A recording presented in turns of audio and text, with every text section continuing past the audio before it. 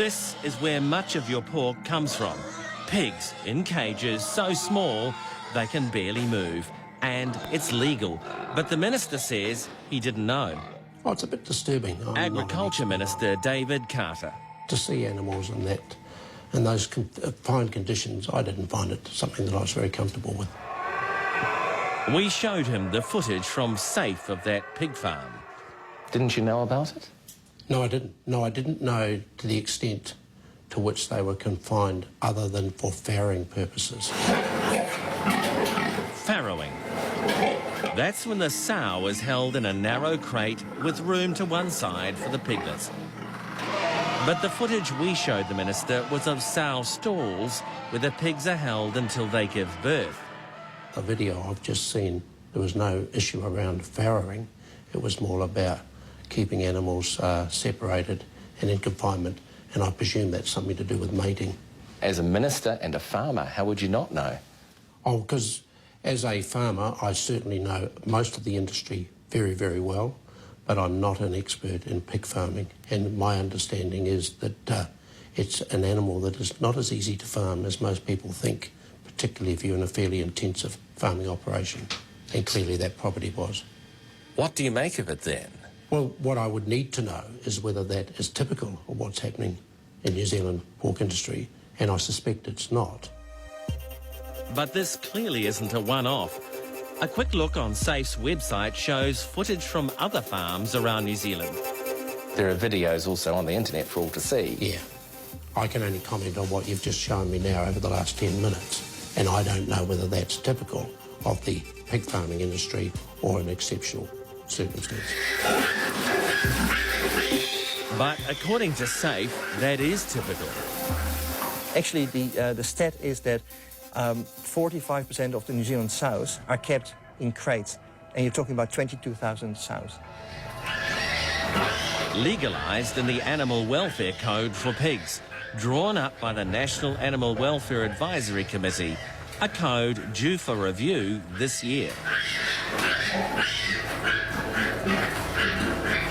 The decisions need to be made finally by me, but only after I get recommendations from NAWAC, which is the National Animal Welfare Advisory Committee.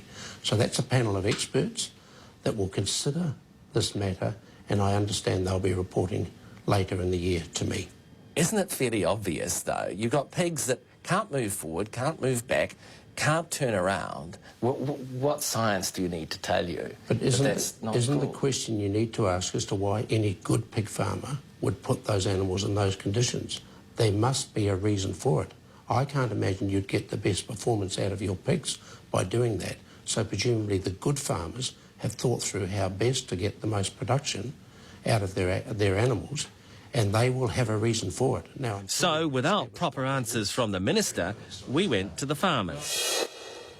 The Pig Industry Board, which represents farmers, declined to appear on camera, but it says intensive farming is the only way the industry can remain competitive, and changing over from crates and stalls costs millions of dollars. The board argues stalls and crates are the best way of protecting pigs housed indoors from injuring one another. It believes less than half of pigs, around 20,000, are now in stalls or crates. By 2015, the proposal is sows will spend roughly half their time out of those stalls and crates.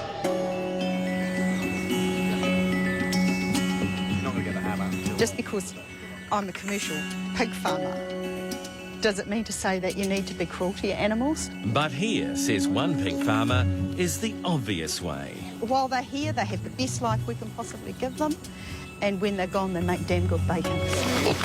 Havoc Farm in Canterbury is a free-range farm. Piggy, piggy. Safe brought Mike King for a look. You're a big bully, you are. Notice he's the same colour? Hello, beautiful. So, Mike, how does this compare with your other experience? Night and day. I mean, look at this thing. It's gorgeous, aren't you, beautiful? You smell so clean. A happy pig. A happy pig. I mean, you look how happy these piggies are. They're all just lying around. They're suckling up to their mother. Why would you go for slavery pigs when you can have free range?